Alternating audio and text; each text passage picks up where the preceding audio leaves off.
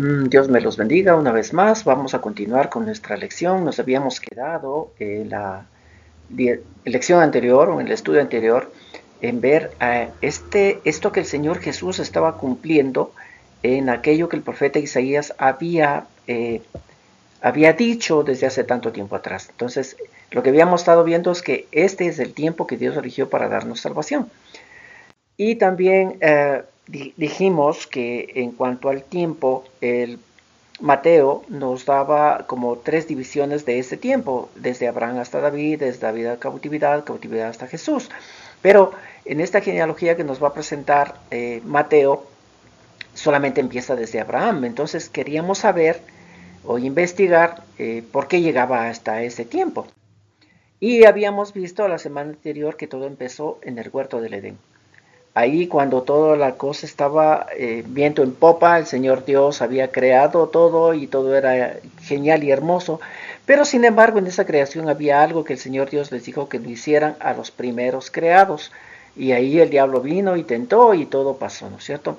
Y desde ahí empezó la lucha, porque el Señor Dios ya le dijo al diablo lo que va a pasar. Ya le dijo que la descendencia de aquellas personas que él había tentado, más que todo a la mujer, porque ella fue tentada, la descendencia de ella le iba a pisar la cabeza a él, al diablo. Y el diablo ya se puso en alerta y después cuando ya tuvieron descendencia, pues ya sucedió todo lo que sucedió. Con Caín, con Abel y todo lo que pasó hasta que llegamos al diluvio, porque ya la humanidad estaba toda corrompida, que el Señor Dios dijo que esto ya no va más, entonces mandó a Noé para que construyera un arca y como dice la escritura y vimos en la semana anterior, pues solamente 8 llegaron a salvarse, a gozar de la gracia de Dios en aquel tiempo. Uno de los puntos importantes que para mi persona es muy importante es cuestión de tiempos y el Señor Dios, como habíamos visto en las genealogías en la clase anterior, nos da tiempos y podemos sacar fechas. Entonces más o menos podemos decir sacando estas fechas, que el diluvio llegó en el año 1656 luego de la creación. Es decir, que esa primera creación duró 1656 años hasta que se corrompió totalmente y el Señor tuvo que decir hasta aquí y se acaba todo. Pero la misericordia llegó con Noé y con su familia y ellos salieron ilesos de todo ese juicio que el Señor Dios había mandado. Entonces, ahora continuamos con la historia para ver cómo llega hasta Abraham.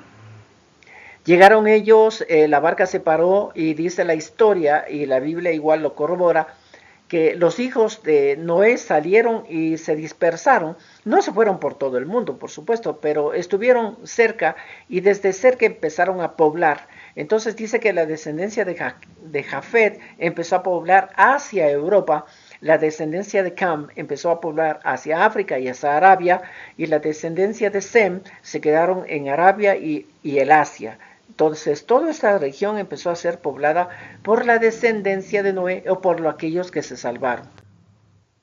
Y nuevamente, las escrituras nos van a dar las genealogías y con fechas, y eso es, como digo, eso para mí es súper importante.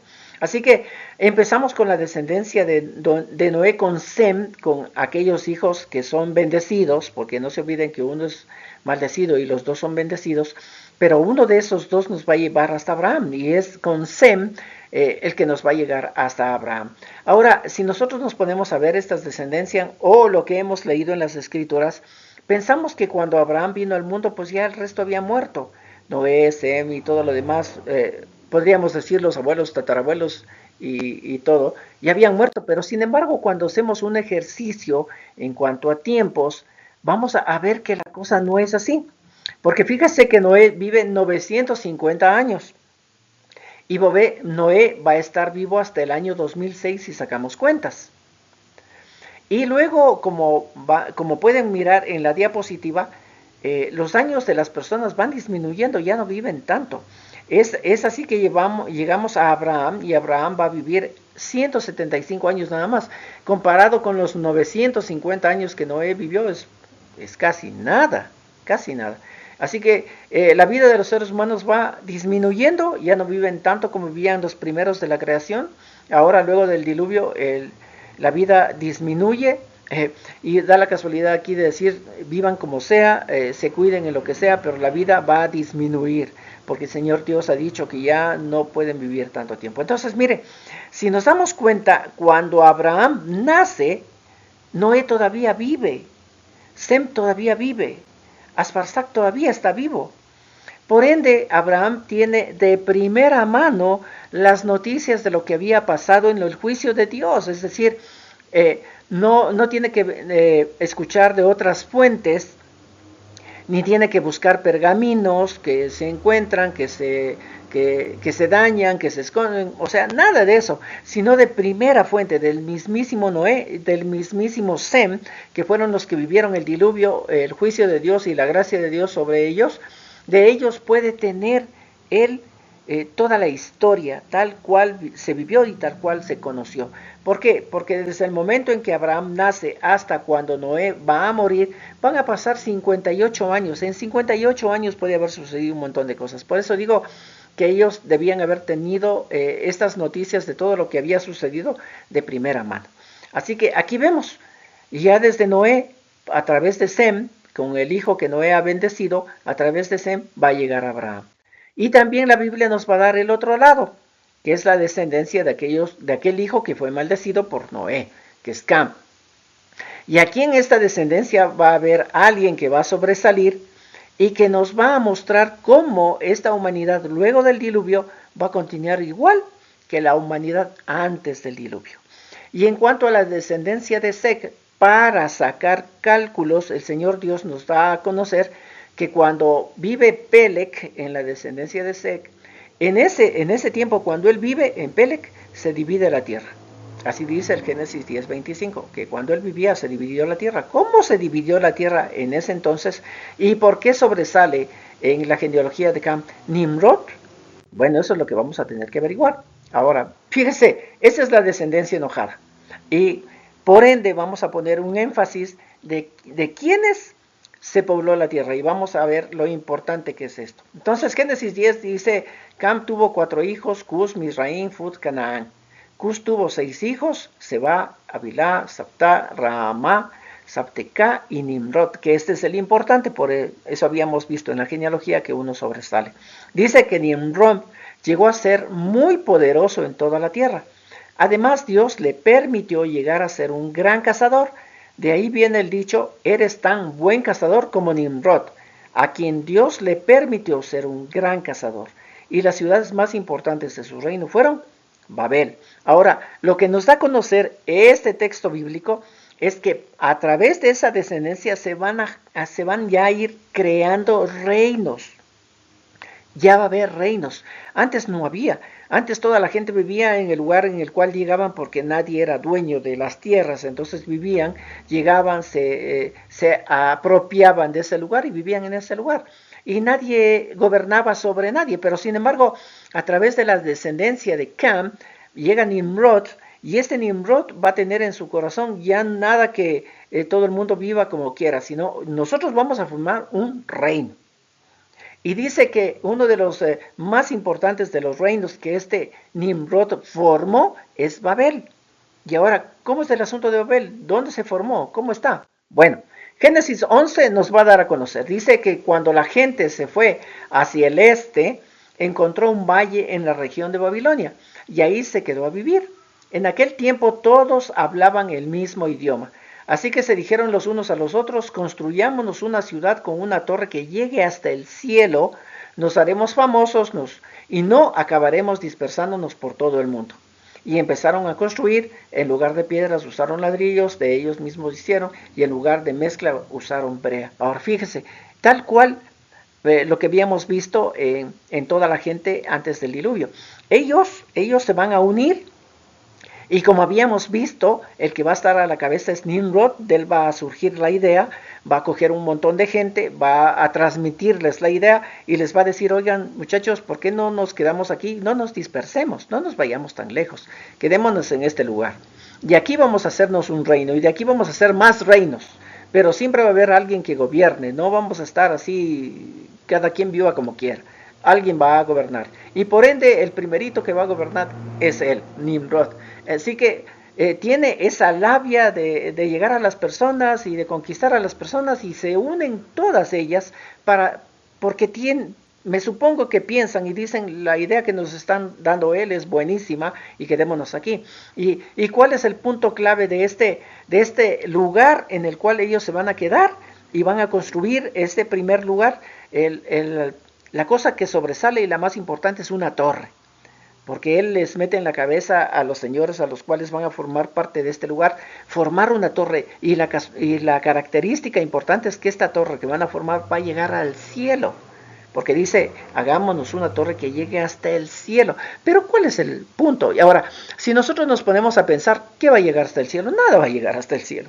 Van a construir ahora, en nuestro tiempo, vemos edificios inmensos, gigantes, que yo me acuerdo aún inclusive en un reportaje que daban acerca de esto, había edificios en los cuales uno subía hasta los últimos pisos y podía ver las nubes, tan así tremendo. Pero ellos ya tenían esto en la mente: construir algo que llegue hasta el cielo iba a ser tan inmenso, tan tremendo. Y como habíamos visto también en el estudio anterior, en la época antes del diluvio, hubo gente a través de estas personas que se alejaron de Dios, la descendencia de Caín. Hubo gente que empezaron emprendimientos, empezaron a hacer cosas que puso a la humanidad en desarrollo. Y nosotros vemos ahora aquí también con Nimrod y toda la gente que se está reuniendo para construir esto, que también empiezan a hacer algo diferente, van a desarrollar, porque dice que en lugar de piedras, porque imagínense construir una torre con piedras hasta el cielo, iba a ser tremendo. Entonces dice que ellos se idearon, se imaginaron y dijeron: vaya, esto hay que hacerlo mucho mejor. Y en lugar de piedras usaron ladrillos que ellos mismos hicieron. Ellos dijeron: hay que hacer algo que reemplace a estas piedras que son muy pesadas, algo mucho más liviano y que podamos hacerlo hasta que llegue hasta el cielo. Y de pronto a alguien por ahí se le prendió el foquito y dijeron: ¿por qué no hacemos ladrillos? Y empezaron a fabricarlos. Y ahí salió ya la industria de los ladrillos. Y dice que en lugar de mezcla, aquello que se utilizaba para unir las piedras, en lugar de eso usaron brea, que es como un pegamento, la brea. Y miren que ahí empieza nuevamente el asunto de la humanidad en desarrollo. Y el desarrollo simple y llanamente para construir algo que no tiene sentido para nosotros, pero que en ese entonces de pronto Nimrod les pasó la voz y cada uno dijeron: bueno, así tiene que ser. ¿Por qué? Porque este es el lugar que llega hasta el cielo. Dice: pero cuando Dios bajó a ver lo que estaban construyendo, dijo: como son un solo pueblo y hablan un solo idioma, ya han comenzado a hacer esto. Ahora nada les impedirá hacer lo que quieran. Fíjense qué poder de persuasión de este Señor para con toda la gente, porque ya tuvieron esto en su mente, ya tuvieron este proyecto, y nada, dice el Señor Dios mismo, dice: nada ni nadie les impedirá hacer lo que quieran, lo que quieran. Y por ende el Señor Dios pues ya tiene su plan ahí en mente. Y dice: es mejor que bajemos y confundamos su idioma para que no se puedan entender. Y desde ese lugar Dios les dispersó por toda la tierra y ellos dejaron de construir la ciudad. Ahí Dios confundió su idioma para que no pudieran entenderse, por eso la ciudad se llamó Babel. Y ahí está, como habíamos visto antes, que uno de los reinos principales de Nimrod era Babel. Y de aquí salió ese famoso reino Babel, porque ahí el Señor Dios confundió el idioma de todas las personas que estaban unidas y listas para hacer todo esto. Y de ahí dice que se dispersaron por todo el mundo. Ahora, miren, ¿de dónde sale la gente que vive en el resto del mundo? De aquí, de Babel. ¿Y cómo tenía el corazón las personas que estaban ahí en este lugar, en Babel? ¿Cómo tenían su corazón?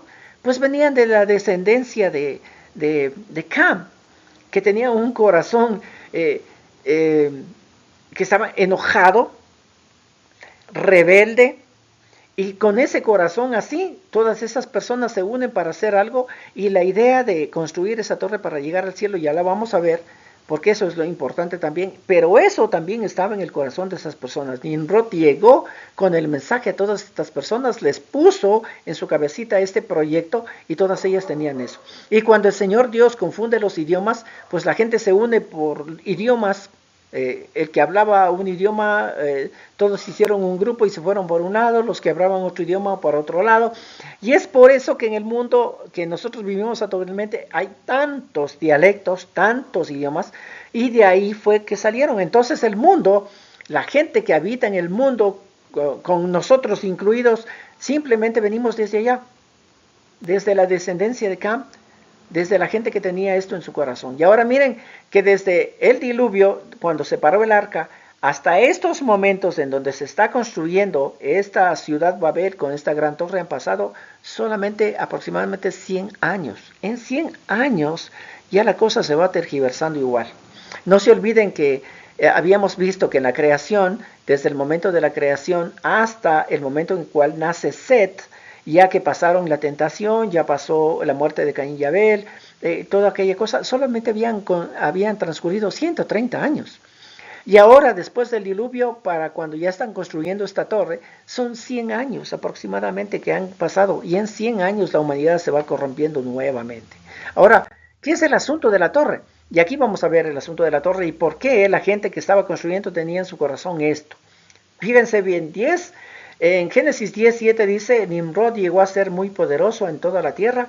Además, Dios le permitió llegar a ser un gran cazador. De ahí viene el dicho, eres tan buen cazador como Nimrod, a quien Dios le permitió ser un gran cazador. Las ciudades más importantes de su reino fueron Babel. Si nosotros vamos a la Reina Valera del 60, vamos a tener las palabras como mejores traducidas que esta de traducción de lenguaje actual que estamos leyendo. Y de aquí vamos a sacar las palabras hebreas que fueron utilizadas y el mensaje que nos trae todo esto. Porque mire, dice, y Cus engendró a Nimrod. Nimrod quiere decir rebelde.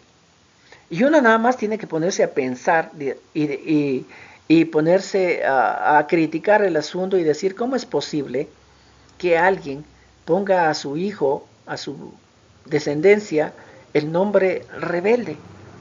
¿Cómo pudo alguien ponerle rebelde a un muchacho? Ahora, no tenemos que dejarlo a un lado, que es la descendencia de Cam, que fue maldecida por su papá. Y me supongo que Cam les pasó el mensaje, por decirlo así, no decir el chisme, de que esto es lo que le había sucedido y miren solamente por entrar y ver desnudo mi papá me maldijo.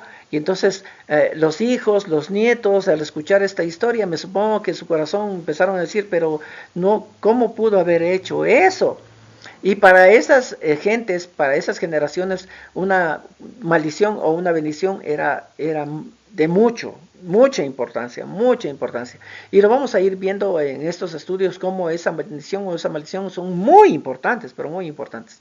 Entonces me supongo que como se pasó la voz entre el abuelo y los nietos, y llegó hasta Nimrod, y llegó hasta Cus, que es el papá de Nimrod, y con ese corazón así, cuando nace su hijo, Cus dice, pues este se va a llamar rebelde. ¿Por qué se va a llamar rebelde?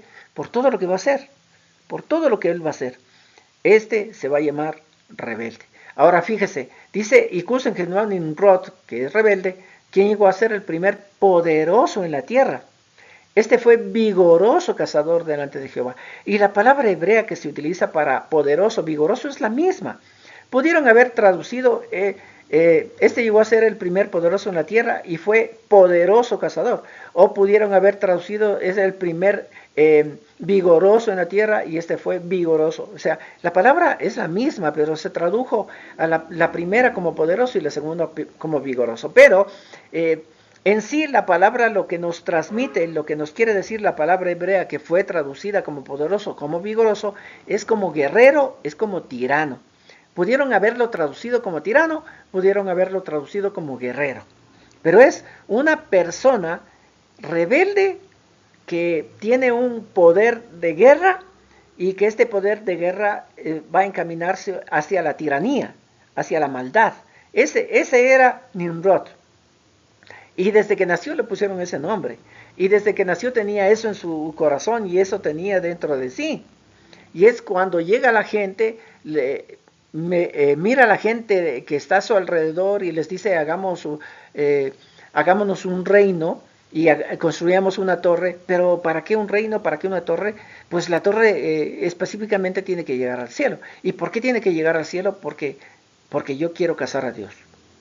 Ese versículo 9 dice, este fue vigoroso, o tirano, o guerrero, cazador delante de Jehová.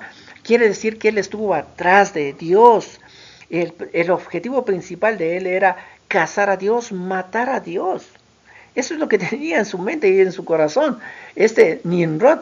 Y eso fue lo que les pasó a las personas. Y las personas fueron tan convencidas que decidieron unirse, a hacer la ciudad, a hacer ese reino que se llama Babel, y construir esa torre. El punto principal era construir esa torre que llegue al cielo, y cuando llegue al cielo, matar a Dios, cazar a Dios, quitar del trono a Dios y ponerse en el trono ellos, porque ahora ellos querían hacer lo que ellos querían.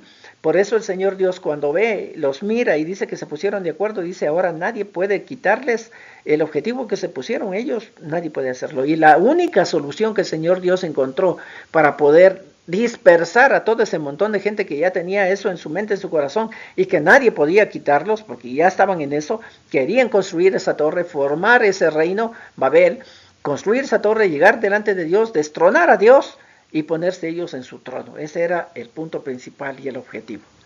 Por eso es un rebelde, es un guerrero y es un tirano este señor Nimrod, y llegó a tener ante él un montón de gente que construyeron ese reino que se va a llamar Babel. Entonces el punto del Señor Dios dijo, pues lo único que puede disuadirles a ellos es que no se entiendan. Cada quien no se va a entender, uno va a hablar, el otro no va a entender. Es la única forma de dispersarlos, de no permitir que sigan haciendo lo que en su mente y en su corazón tienen ahora. Y es por eso que se llama Babel, que Babel quiere decir confusión, confusión. Pero este era el proyecto de ellos, y esto es lo que querían hacer. Ahora fíjense en las características de esta gente luego del diluvio, luego del diluvio. ¿Conocen de la existencia de Dios? Claro que sí, por eso habíamos visto que hasta que Abraham nace, todavía Noé y Sem y Can y todos ellos están vivos. Y ellos tienen de primera línea todo aquello que sucedió y cómo el juicio de Dios llegó. ¿Conocen de que Dios existe? Por supuesto. Y aún inclusive cuando Nimrod coge a este montón de gente y dice vamos a formar este reino y vamos a formar una torre que llegue al cielo para destronar a Dios, es porque saben que Dios existe. ¿Conocen de la justicia de Dios? Por supuesto, ya se pasaron la voz del juicio del diluvio. Conocen que Dios es justo, que Dios es, a más de justo, es misericordioso. Ahora, ¿están enojados por las normas de Dios? Sí, y están enojados en su corazón porque ellos saben que su papá lo maldijo, Noé lo maldijo a su descendencia primera, y ellos ya tienen ese rencor en su corazón. ¿Y de dónde viene todo esto? Pues Dios los salvó y Dios hizo todo esto, y por qué es tan injusto y todas las cosas, y entonces todos están en contra de eso y lo que quieren es destronar a Dios y ponerse ellos. Tal cual, como sucedió en el Edén, cuando la serpiente fue a tentar a Eva, lo que le dijo la serpiente a Eva es, mira, ahora vas a conocer el bien y el mal, es decir, ya no necesitas de Dios que te diga que es bueno y que es malo, sino que tú ya vas a saber.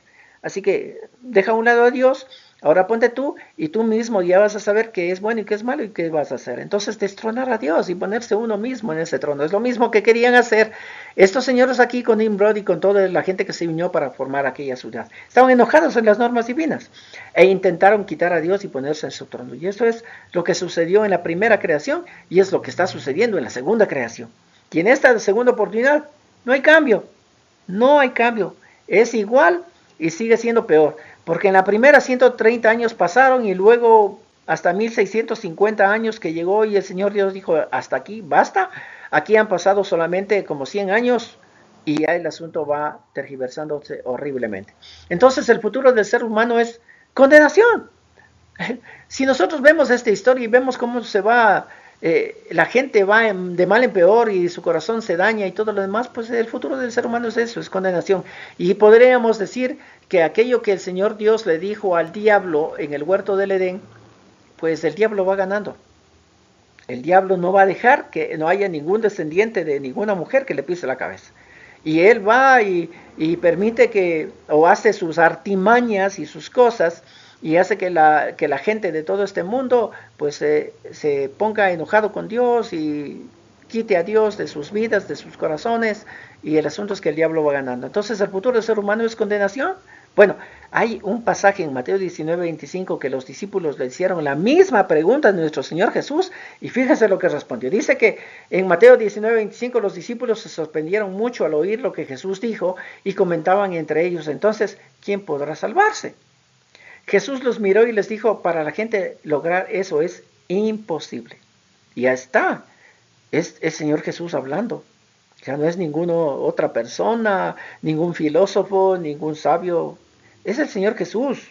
Es el Hijo de Dios en el mundo. Cuando los discípulos te preguntan aquello, ¿quién podrá ser salvo? El Señor Jesús dice que para lograrlo, para la gente en sí, es imposible. Y es por eso que vemos cómo la gente se va deteriorando, toda la humanidad se va dañando. ¿Por qué? Porque el asunto es imposible.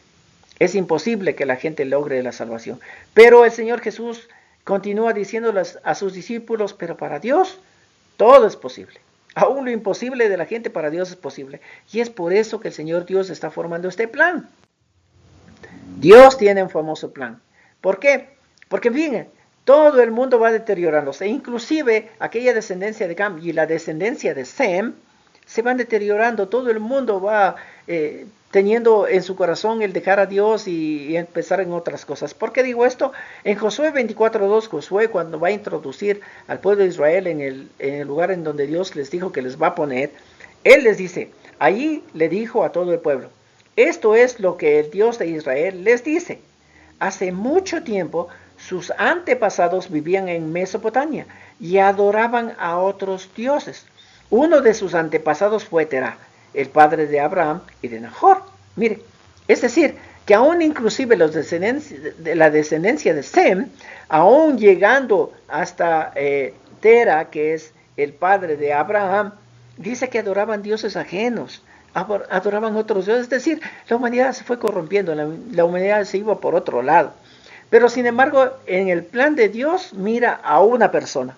Aún entre todos ellos que adoran dioses extraños, dioses ajenos, que su corazón está yéndose por otro lado, el Señor Dios va a mirar a una persona.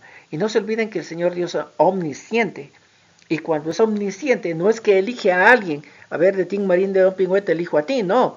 Sino que como es el omnisciente, ya mira a las personas, entonces el Señor Dios dice, a este le vamos a elegir, porque yo veo su corazón, yo veo su mente y yo creo que con él vamos a hacer las cosas. Y a él le va a dar un plan.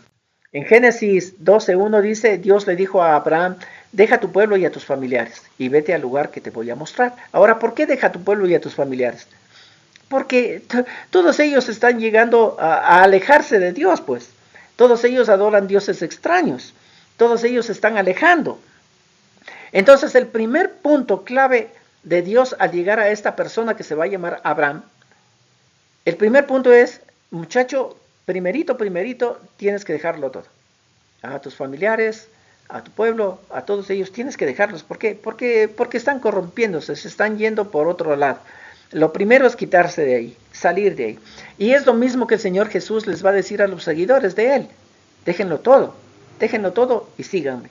Es lo mismo. Ahora el Señor Dios le dice a esta persona, a Abraham, deja tu pueblo, deja tus familiares y venga conmigo. Y el Señor Dios le va a dar una promesa. Es promesa de Dios, no del ser humano, no de nadie, no de Dios.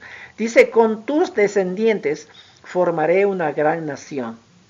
De este Señor, de Abraham, con la descendencia de él va a formar una nación, primerito. Voy a bendecirte y hacerte famoso y serás de bendición para otros.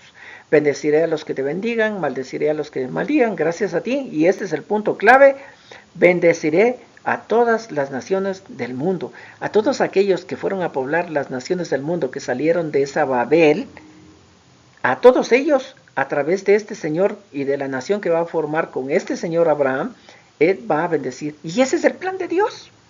Ese es el plan de Dios.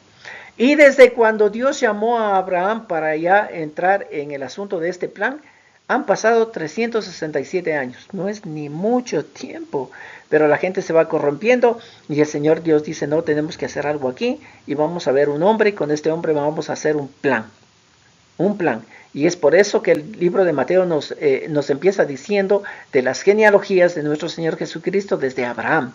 Desde Abraham hasta David, desde David a la aportación, de la aportación hasta Jesús. Y aquí empezamos. ¿Por qué el Señor Dios escoge a Abraham? Porque todo se estaba tergiversando, todo se estaba perdiendo. Antes de que empiece otro diluvio, porque hubiese venido el segundo diluvio y acabar con toda la humanidad, y Abraham es el único que se puede salvar, el Señor Dios había hecho una promesa a Noé diciéndole que nunca más un diluvio, nunca más. Entonces, como no viene nunca más un diluvio, no va a haber una exterminación del mundo, entonces el Señor Dios tiene un plan para salvar a ese mundo. Empezamos con una persona, va a ser una nación y luego va a ser el mundo entero. ¿Cómo va a ser este plan? Pues nos vemos en la siguiente clase y vamos a escudriñar ese plan de Dios. Dios me los bendiga mucho.